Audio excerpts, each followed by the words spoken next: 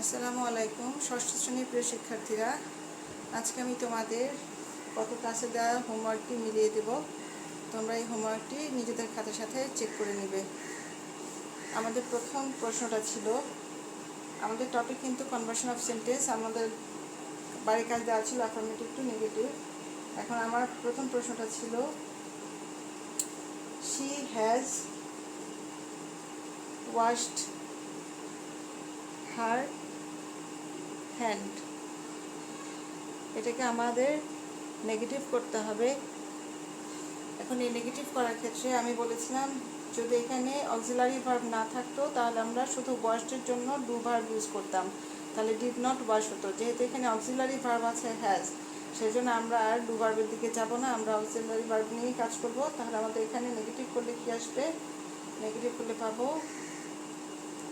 She has not washed her hand. তারপর 2 নম্বরে ছিল, উই আর প্লেইং নাও। তাহলে আর আছে, তাহলে নেগেটিভ করার সময় কি করব আমরা? We are not playing now. We are not playing now, not বসেছে কার পরে? আর এর পরেই নট বসেছে, we are not playing now. 3 নম্বরে আছে, they had finished the work. They had finished the work, তাহলে এখানে নেগেটিভ করার সময় আমরা কী পাবো? They had not finished the work। তাহলে আমরা এখানে হ্যাডের পরে নট বসিয়ে নেগেটিভ করেছি। আচ্ছা, তারপর হচ্ছে 4 নম্বরে চলে যাই।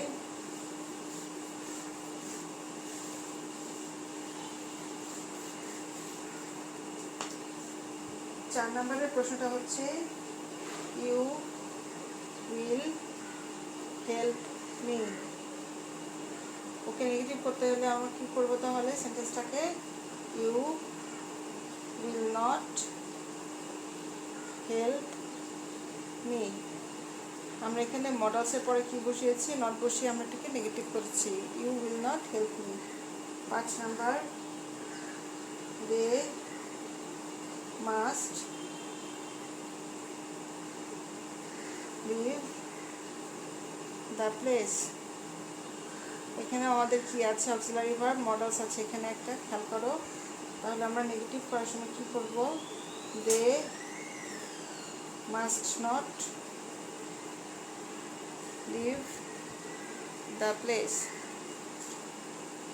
দে must not leave the place, এখানে আমরা মাস্টের পরে কি বসিয়েছি? মাস্টের পরে আমরা নট বসিয়েছি। মাস্টের জায়গাতেই আছে, তারপরে শুধুমাত্র কি বসিয়েছি? নট বসিয়েছি। 6 নম্বরে কি আছে? Tarin has a cat. Tarin has a cat, এখানে কিন্তু হ্যাজ মেন ভার্ব। আমি কিন্তু আগে বলেছি, হ্যাভ, হ্যাজ, হ্যাড এরা যদি মেন ভার্ব হিসেবে আসে তাহলে কিন্তু আমাদের ডু ভার্ব ইউজ করতে হবে। এখন ডু ভার্বের মধ্যে আমরা কী কী পাই? ডু পাই, ডাজ পাই, ডিড পাই। Do, does, did. এখন এখানে হ্যাজ আছে, এই হ্যাজের জন্য এখানে এই 3টা অক্সিলারি ভার্ব থেকে আমরা কাকে নিব? অবশ্যই এস আছে দেখে কাকে নিব? এখানে ডাজ। তাহলে এখানে কি হবে? নেগেটিভ করার সময় Tarin does not have a cat. Tarin does not have a cat. এখন 7 নম্বরে চলে যাই।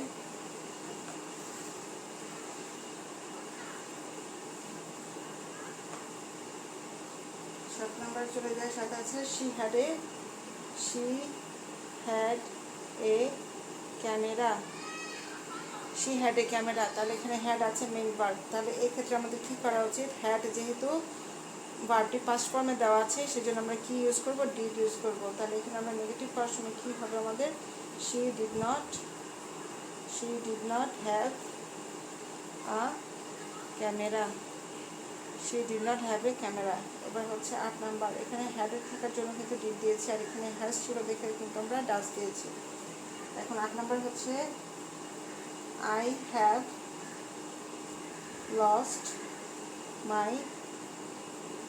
Lost my pen. এখানে হ্যাভ আছে, কিন্তু এখানে হ্যাভ কিন্তু মেন ভার্ব হিসেবে নাই, এখানে হ্যাভ অক্সিলারি ভার্ব হিসেবে আছে, কারণ লস্ট আমার মেন ভার্ব আছে। যেহেতু অক্সিলারি ভার্ব থাকলে আমরা আর মেন ভার্বকে নিয়ে কোনো কাজ করি না, তখন আমরা কি করি, তখন আমরা অক্সিলারি ভার্বের পাশে নট বসে সেটাকে নেগেটিভ করে ফেলি। তাহলে আমরা এখানে কি করব, এখানে আমরা কি করব, I have not lost my pen. I have not lost my pen, এখানে আমরা হ্যাভের পরে নট বসিয়েছি, ঠিক আছে। আর হ্যাভ যদি এখানে মেন ভার্ব হিসেবে কাজ করতো তাহলে কিন্তু আমি ডু নট হ্যাভ দিয়ে দিতাম। যেহেতু এখানে হ্যাভটা আমার অক্সিলারি ভার্ব হিসেবে আসছে, মেন ভার্ব হিসেবে আসেনি, সেজন্য আমরা হ্যাভের পরে কি বসিয়েছি, নট বসিয়েছি। তারপর হচ্ছে আমাদের 9 নাম্বারে আছে কি, আই হ্যাভ আ পেন। এখানে হ্যাভ মেন ভার্ব হিসেবে আসছে, এখানে হ্যাভ মেন ভার্ব থাকার কারণে আমরা এখানে কী দিব, নেগেটিভ করার সময় I do not have a pen. আর 10 নম্বরে আছে কি আমাদের, we should take physical exercise, ঠিক আছে, we should take physical exercise.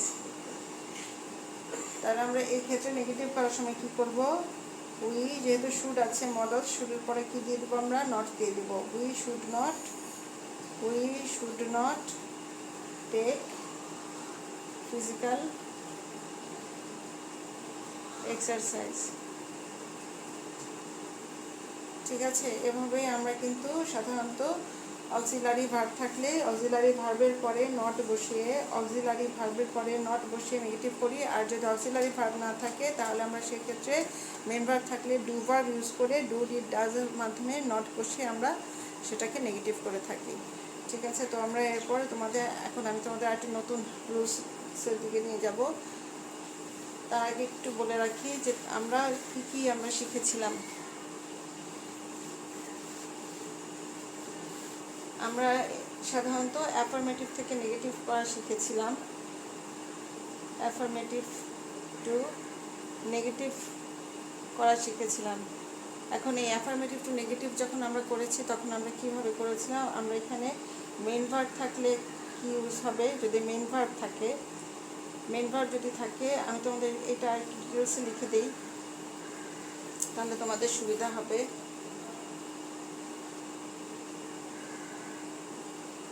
Affirmative, এখানে হচ্ছে নেগেটিভ। এখানে অ্যাফার্মেটিভে যদি মেইন ভার্ব থাকে, মেইন ভার্বের প্রেজেন্ট ফর্ম,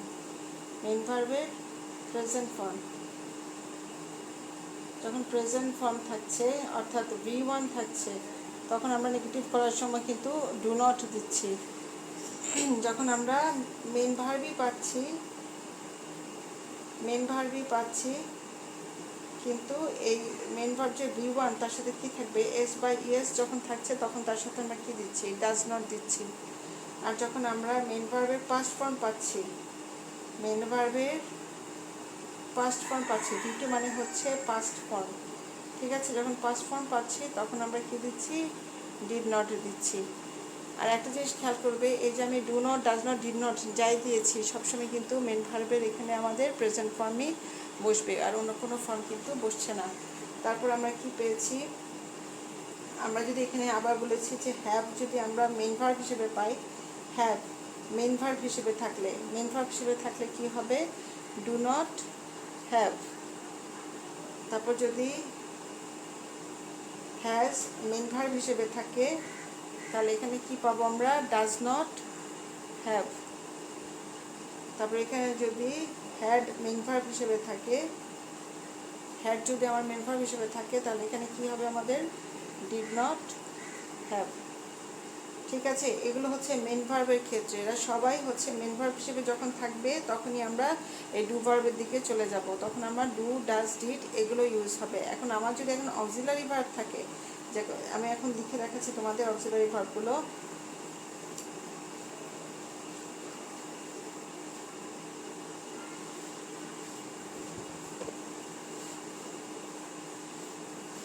এখানে যদি অক্সিলারি ভার্ব থাকে তাহলে অক্সিলারি ভার্বের ক্ষেত্রে auxiliary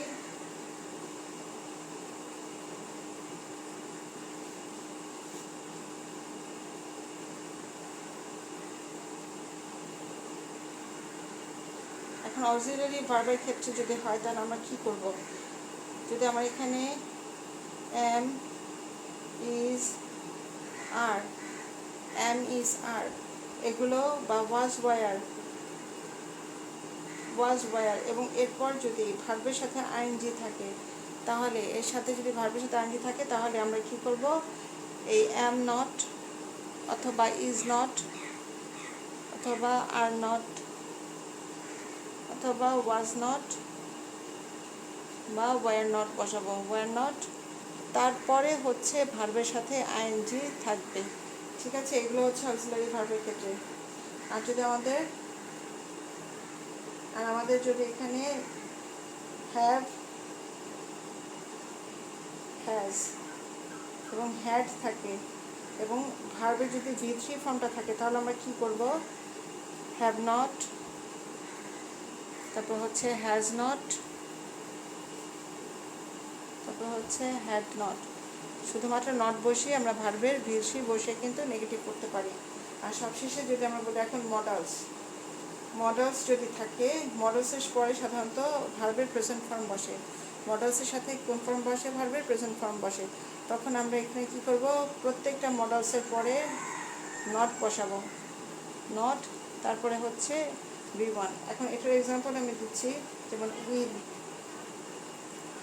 will, shall, can, may, should, would, এরকম যে মডেলসগুলো থাকবে এদের পরে কি দিব আমরা, যেমন উইল নট, ক্যান নট,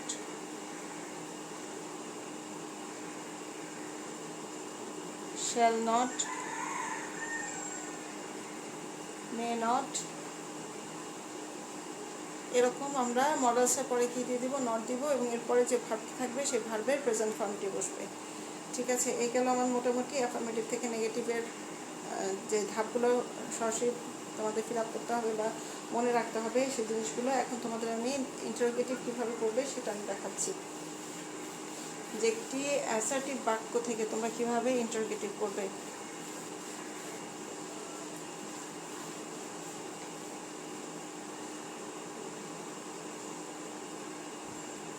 এখন অ্যাসার্টিভ থেকে তোমরা যদি এখন ইন্টারোগেটিভে করতে চাও,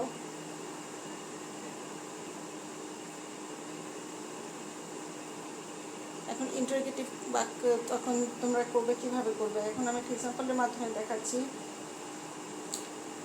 হি ইটস রাইস।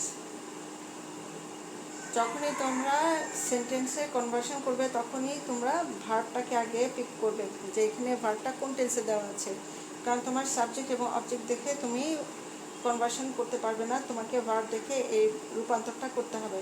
এখন একে ইন্টারোগেটিভ করতে বলা হলো, তাহলে এখানে দেওয়া আছে কি, হি ইটস রাইস, এখানে আমাদের ইটস হচ্ছে মেইন ভার্ব, তাহলে এক্ষেত্রে ইটসের সাথে কি আছে, এখন আমাদের একটা এস আছে, তাহলে আমরা এখানে মনে মনে চিন্তা করতে পারি এস যেহেতু আছে তাহলে এখানে অবশ্যই যেহেতু এটা মেইন ভার্ব দেওয়া এবং এস আছে, তাহলে আমরা ডু ভার্বের দিকে চলে যাব। ডু ভার্বে আমরা কি পাই, ডু, ডাজ, ডিড, আমরা কি পাই, ডু, ডাজ, ডিড। এখন এই ডু, ডাজ, ডিডের মধ্যে যেহেতু এস আছে তাহলে আমি কাকে নেব, ডাজকে নেব, তাহলে ডাজকে তাহলে কোথায় বসাবো, আমরা অবশ্যই সামনের দিকে বসাবো। আমি যদি এখানে স্টেপ তোমাদের বলি, রুল বা স্টেপ, তাহলে সেক্ষেত্রে প্রথমে কি করতে হবে, ডু ভার্ব বসবে। এখন ডু ভার্ব কোনটা, এখন ডু ভার্ব যদি এভাবে না লিখি তাহলে এভাবে লিখে দেই, যেমন ডু অথবা ডাজ অথবা ডিড, তারপর হচ্ছে সাবজেক্ট, তারপর হচ্ছে মেইন ভার্ব, তারপর হচ্ছে অবজেক্ট, শেষে হচ্ছে কোশ্চেন মার্ক। এটা হচ্ছে আমাদের রুলস। এইটা ফলো করে যদি এখন করতে চাও তাহলে আমরা এটাকে কী করবো, যেহেতু এইটস আছে তাহলে আমরা কী বসাবো আগে, ইন্টারোগেটিভ করার সময় ডাজ আগে বসাবো। তাহলে এখানে কী আসছে, এখানে আমাদের ডাজ, ডাজ, তারপর আসতেছে কি আমার সাবজেক্ট ডাজ হি, তারপর মেইন ভার্ব কি হি, ইট, ডাজ হি ইট, তারপর অবজেক্ট হচ্ছে রাইস, লাস্টে কোয়েশ্চেন মার্ক। এই ফুল স্টপটা চেঞ্জ হয়ে কী হয়ে যাবে, কোয়েশ্চেন মার্ক হয়ে যাবে। আমি আরেকটা এক্সাম্পল দিচ্ছি এখানে, যেমন হি এট রাইস। এখন এটা কোন টেন্সে আছে, আগেরটা ছিল প্রেজেন্ট টেন্সে, আর এখন এটা কোন টেন্সে আছে, এটা আছে পাস্ট টেন্সে। তাহলে এই মুহূর্তে আমরা কী দিব এখানে, যেহেতু পাস্ট টেন্সে আছে তাহলে আমাদের এই অক্সিলারি ভার্বের ডু ডাজ ডিডের কোনটি আসবে, অবশ্যই ডিড আসবে। তাহলে আমরা ইন্টারোগেটিভ করার সময় কী পাবো এখানে, did he eat rice, did he eat rice. এখানে যে মেন ভার্বটা আমি লিখেছি, এই মেন ভার্বের কিন্তু সবসময় V1 ফর্মটা বসবে। মেন ভার্বের কোন রূপ বসবে, প্রেজেন্ট ফর্ম বসবে। সেজন্য কিন্তু ডিড ডাজ যখনই সামনে চলে আসছে তখনই কিন্তু আমরা এখানে বেস ফর্ম যেটা পেয়েছি সেটা হচ্ছে প্রেজেন্ট ফর্ম। আমি আরেকটু উদাহরণ দিচ্ছি,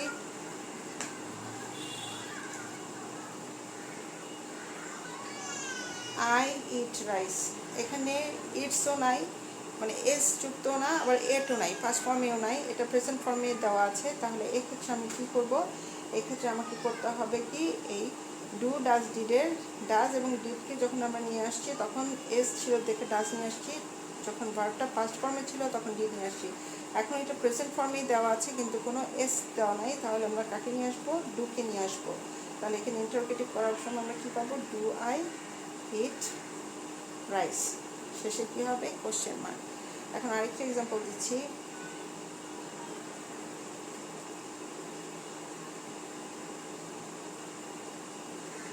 we worked hard, we worked hard. এখানে আমি ইডি দিয়েছি, ইডি হচ্ছে এখানে পাস্ট ফর্ম। যদি উই ওয়ার্ক হার্ড হতো, উই ওয়ার্ক হার্ড হতো, এখানে যদি উই ওয়ার্ক হার্ড হতো, ইডি না থাকতো বা প্রেজেন্ট ফর্মে থাকতো, তাহলে এটাকে আমরা কী দিতাম, ডু দিয়ে দিতাম। যেহেতু এখানে ইডি আছে সেজন্য এটা কোন ফর্মে যাবে, অবশ্যই V2 ফর্মে আছে, অর্থাৎ পাস্ট ফর্মে আছে। আর পাস্ট ফর্মে থাকলে আমরা কাকে নিব, ডিডকে নিব। তাহলে এখানে আমার ইন্টারোগেটিভ করার সময় কী হবে, ডিড উই ওয়ার্ক হার্ড। তাহলে এখানে কি চিন্তা করেছে, এখানে কি ইডি আসছে, এখানে তো ইডি আসেনি, এটা কিন্তু V1 ফর্মটা বসছে। এর জন্য সবসময় মেন ভার্বের কোন ফর্মটা বসবে, এখানে আমার V1 ফর্মটা বসবে। আমি তোমাদের আর কয়েকটা উদাহরণ দিচ্ছি, উদাহরণের মাধ্যমে তোমরা সহজেই এটা বুঝতে পারবে, আশা করি আর সমস্যা হবে না।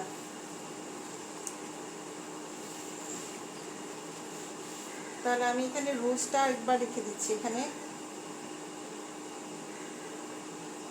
যদি মেইন ভার্ব যুক্ত বাক্য থাকে, মেইন ভার্ব যুক্ত বাক্য থাকলে অবশ্যই ডু ডাজ ডিড ইউজ হবে, ডু ডাজ ডিড, তারপর হবে সাবজেক্ট, তারপর হবে আমার মেইন ভার্বের প্রেজেন্ট ফর্ম, তারপর হবে অবজেক্ট এবং শেষে হবে কোশ্চেন মার্ক। এখন আমি উদাহরণ দিয়ে আবার বোঝাচ্ছি,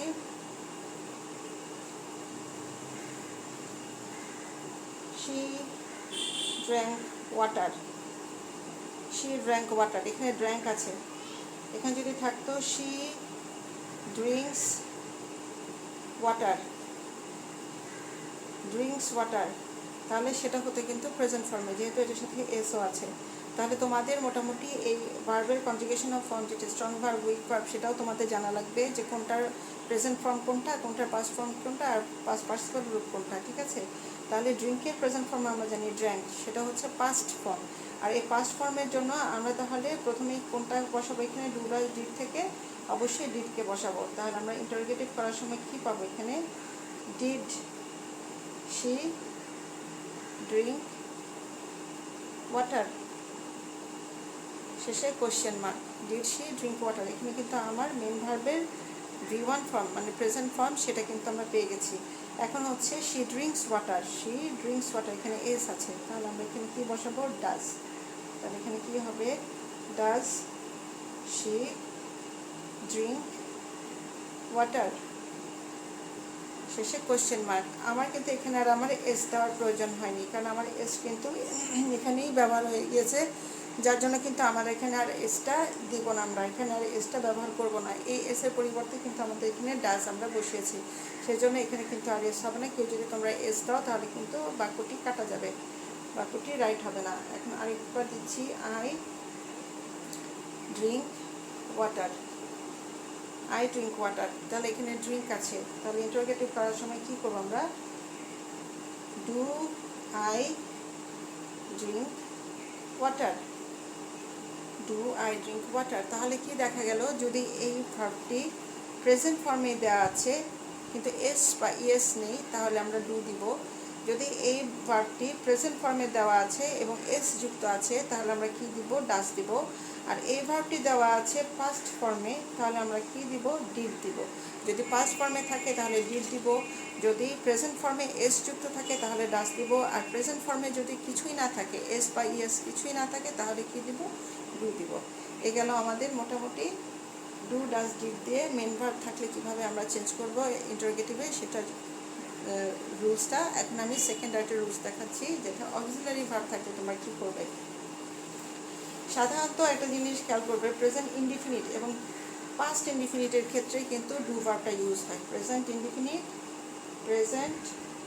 ইনডিফিনিট এবং পাস্ট ইনডিফিনিট এই দুটো টেন্সের ক্ষেত্রে কিন্তু আমাদের ডু ভার্ব ইউজ করা হচ্ছে, ডু ভার্ব ব্যবহৃত হচ্ছে। ঠিক আছে, ডু ভার্ব মানে হচ্ছে আমাদের ডু, ডাজ এবং ডিড। এর মধ্যে বলে রাখি, প্রেজেন্ট ইনডিফিনিটে ইউজ হচ্ছে কোনটা, ডু এবং ডাজ, এবং পাস্ট ইনডিফিনিটে ব্যবহৃত হচ্ছে কোনটা, ডিড। তাহলে এখানে দেখা যাচ্ছে ডু এবং ডাজ ইউজ হচ্ছে আমার প্রেজেন্ট ইনডিফিনিটের ক্ষেত্রে, এই তিনটার মধ্যে এই দুটো হচ্ছে আমার প্রেজেন্ট ইনডিফিনিট আর ডিড হচ্ছে আমার পাস্ট ইনডিফিনিট। ঠিক আছে, তাহলে যে কোনো বাক্য আগে খেয়াল করবে মেন ভার্ব যুক্ত বাক্য, সেটা যদি প্রেজেন্ট ইনডিফিনিটে থাকে তাহলে অবশ্যই ডু অথবা ডাজ দিবে, এবং পাস্ট ইনডিফিনিটে থাকলে তখন ডিড দিবে। যেমন এখানে আমি একটু উদাহরণ দিচ্ছি, I play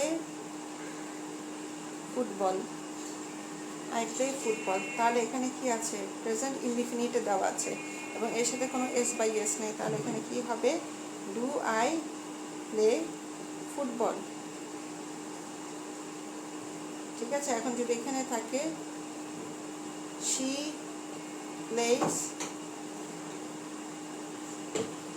place ludo,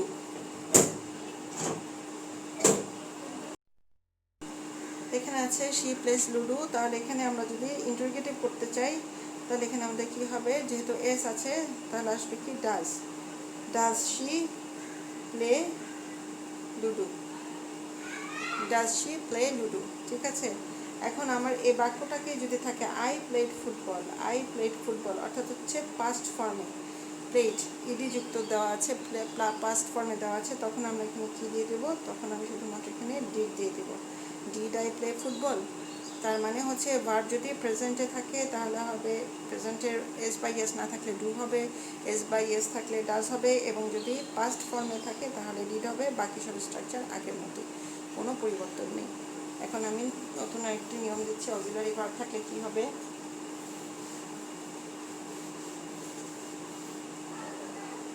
2 number ক্ষেত্রে হচ্ছে রুলসটি, am, is, are, was, were plus ভার্বের সাথে আইএনজি যুক্ত বাক্য যদি থাকে তাহলে আমরা ইন্টারোগেটিভ করার সময় আমাদের কী করতে হবে, এই am, is, are, was, were, তারপর কি হবে সাবজেক্ট, তারপর হচ্ছে মেন ভার্বের সাথে যে আইএনজি থাকবে সেটি, তারপর হচ্ছে আমার অবজেক্ট, এবং শেষে হচ্ছে কোশ্চেন মার্ক। যেমন এখানে এক্সাম্পল দিচ্ছি, শি ইজ ইটিং রাইস, এখানে ইজ ইটিং আছে, তাহলে আমরা এই অক্সিলারি ভার্বটাকে কোথায় নিয়ে আসবো, সামনে নিয়ে আসবো। তাহলে ইন্টারোগেটিভ করার সময় তাহলে শুধুমাত্র চেঞ্জটা কী হবে, আমার অক্সিলারি ভার্বের এই ইজটাকে সামনে আনবো, সাবজেক্ট হবে, বাকি যা আছে ঠিক তাই, শি ইটিং রাইস, আর শেষে কি বসবে, অবশ্যই কোশ্চেন মার্ক বসবে। এখন এখানে যদি থাকতো she was eating rice, she was eating rice, তাহলে এখানে এই ওয়াজটা কি হতো, এই ওয়াজটা সামনে চলে আসতো, তাহলে was she eating, was she eating rice, শেষে কোশ্চেন মার্ক দিয়ে দিতাম। ঠিক আছে, ঠিক এভাবেই আমরা যে কোনো কন্টিনিউয়াসের ফর্মে অক্সিলারি ভার্বগুলোকে সামনে এনে এই কাজটা করতে পারি।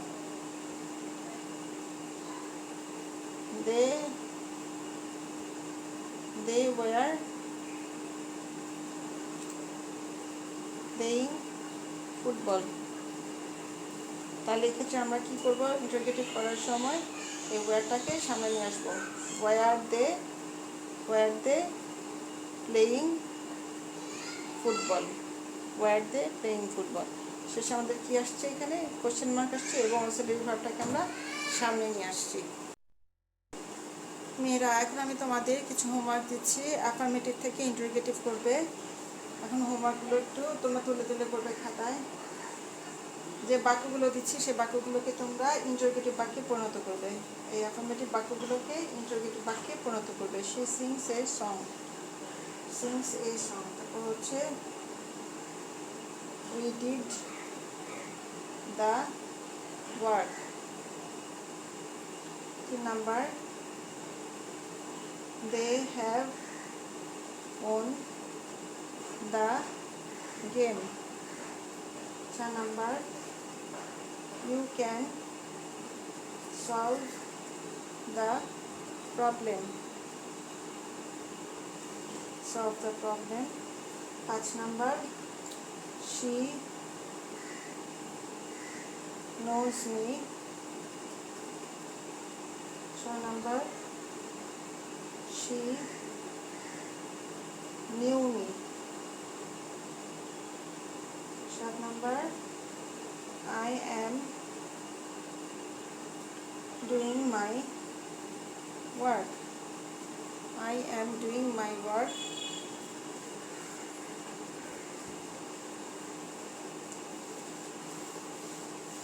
8 number,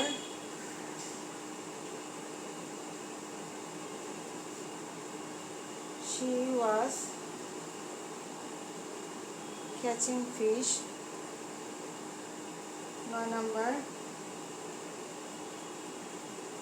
Isha has made a garden. 10 number, we are climbing a tree. Climbing a tree. 11 number, they were wasting their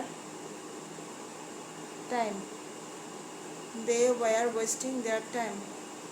12 number, she had visited the zoo. 13 number, I have drawn a picture.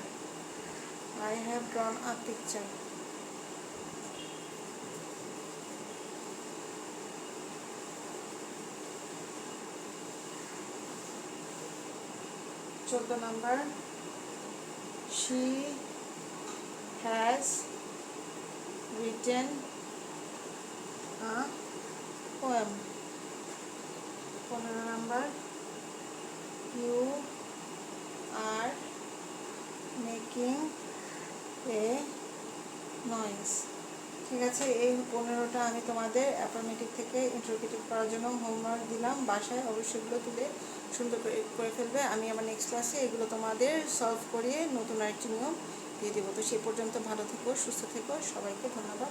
আসসালামু আলাইকুম। এখানে আরেকটি example দিচ্ছি, যেমন I am singing a song. তাহলে এখানে interrogative করার সময় কি করব, আমি এই অ্যামটাকে সামনে নিয়ে আসবো। তাহলে কি হবে, am I singing a song? তখন আমি কিন্তু প্রোনাউনের আগে যে am নিয়ে আসছি, মানে সাবজেক্টের আগে am নিয়ে আসছি, সবচেয়ে বড় কথা হচ্ছে সাবজেক্টের আগেই অক্সিলারি ভার্বগুলো বসবে। অক্সিলারি ভার্বগুলো সাবজেক্টের আগে বসবে, তারপর সাবজেক্ট বসবে, তারপর মেন ভার্বের সাথে যে আইএনজি ফর্ম আছে সেটা বসবে, তারপর অবজেক্ট বসবে এবং শেষে কোশ্চেন মার্ক বসবে। তো কোশ্চেন মার্কটা না বসালেও কিন্তু তোমাদের কাটা যাবে, যেহেতু এটা ইন্টারোগেটিভ বাক্য তোমাদের করতে হবে। এখন হচ্ছে 3 নম্বর রুলস সেটি হচ্ছে আমরা কিন্তু প্রেজেন্ট ইনডিফিনিট, পাস্ট ইনডিফিনিটে দেখলাম, প্রেজেন্ট কন্টিনিউয়াস, পাস্ট কন্টিনিউয়াসে দেখলাম। এবার আমরা পারফেক্টের দিকে চলে যাই। পারফেক্ট থাকলে কী করবো এখন আমরা? যদি পারফেক্টে থাকে অর্থাৎ হ্যাভ, হ্যাজ অথবা হ্যাড, তারপর V3 অর্থাৎ পাস্ট পার্টিসিপল রূপ থাকে, তাহলে ইন্টারোগেটিভ করার ক্ষেত্রে আমাদের কি হবে? আমাদের ইন্টারোগেটিভ করার ক্ষেত্রে কিছুই হবে না, শুধুমাত্র হ্যাভ, হ্যাজ অথবা হ্যাড, তারপর বসবে সাবজেক্ট, তারপর বসবে সেই V3টা, তারপর হচ্ছে অবজেক্ট এবং শেষে বসবে কোশ্চেন মার্ক। যেমন আই হ্যাভ ইটেন রাইস, এটা অ্যাফার্মেটিভ বাক্য আছে, একে ইন্টারোগেটিভ করতে বললাম আমি তোমাদের। তাহলে এটাকে কী করতে হবে? ইন্টারোগেটিভ করার সময় হ্যাভ ইটেন আছে, আই হ্যাভ ইটেন রাইস, তাহলে আমার এই অক্সিলারি ভার্ব আছে, তখন আমি অক্সিলারি ভার্বটাকে কী করব? সামনে নিয়ে আসবো, প্রথমেই নিয়ে আসতে হবে হ্যাভ, তারপর সাবজেক্ট আই, তারপর V3 হচ্ছে যে V3 past participle form, have I eaten rice, object এবং শেষে কি? Question mark. তারপর she has eaten rice, she has eaten rice, তাহলে এখানে হ্যাজ আছে, তাহলে ইন্টারোগেটিভ করার সময় কী করবো? এখানে আমরা হ্যাজটাকে সামনে নিয়ে আসবো, has she eaten rice, has she eaten rice.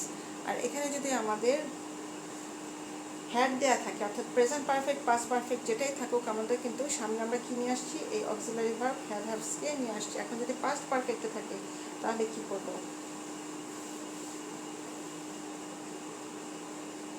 You had eaten rice, you had eaten rice, তাহলে এখানে আমরা ইন্টারোগেটিভ করার সময় এই হ্যাডটাকে কী করবো? আমরা সামনে নিয়ে আসবো, তাহলে কি হবে? Had you eaten rice, had you eaten rice, তাহলে লাস্ট কোশ্চেন মার্ক, তাহলে সামনে আমাদের কী চলে আসছে? হ্যাড চলে আসছে। এভাবেই আমরা দেখছি যে present continuous, past continuous, present perfect, past perfect যাই থাকুক সেগুলো অক্সিলারি ভার্বকে আমরা সামনে নিয়ে আসছি, ঠিক আছে। আর তারপরে আমরা সাবজেক্ট বসাচ্ছি, তারপর হচ্ছে মেন ভার্বের পাস্ট পার্টিসিপল রূপ দিচ্ছি বা মেন ভার্বের সাথে আইএনজি ফর্ম যেটা কন্টিনিউয়াস আছে সেটা দিচ্ছি। তো তোমরা এই স্ট্রাকচারটা একটু খেয়াল করবে, এই স্ট্রাকচারটা খেয়াল করে তোমরা সাধারণত এই কনভার্সনটা করবে। এখন তোমাদের এখন 4 নাম্বার যেটা, সেটা হচ্ছে মডেলস থাকলে কী করবে? যেটা আমরা ফিউচার ইনডিফিনিটে পেয়ে থাকি, ঠিক আছে। যদি মডেলসে থাকে তাহলে মডেলসগুলো যদি থাকে তাহলে মডেলস আগে বসবে, তারপর হচ্ছে সাবজেক্ট, তারপর হচ্ছে মেন ভার্বের অবশ্যই V1 ফর্ম, তারপর হচ্ছে অবজেক্ট এবং শেষে হচ্ছে কোশ্চেন মার্ক। এখানে মডেলসগুলো কী কী মেয়েরা? Will, shall, will, can, could, should, would, may, must, তোমরা জানো এরা হচ্ছে মডেলস। এই মডেলসগুলো থাকলে তাহলে কী হচ্ছে? যেমন আই ক্যান সিং উইল, এখানে মডেলস আছে ক্যান, তাহলে এখানে আমরা তাহলে কী করব? এই ক্যানটাকে আমরা প্রথমে নিয়ে আসবো, ক্যান আই সিং ওয়েল, শেষে কোশ্চেন মার্ক। তাহলে আমরা কী করছি? এখানে এই অনুযায়ী আমরা মডেলসকে আগে নিয়ে আসছি, তারপর সাবজেক্ট, মেন ভার্বের প্রেজেন্ট ফর্ম, তারপর অবজেক্টে যা আছে কোশ্চেন মার্ক দিয়ে শেষ করে ফেললাম, ঠিক আছে। তোমাদের আরেকটি এক্সাম্পল দিচ্ছি।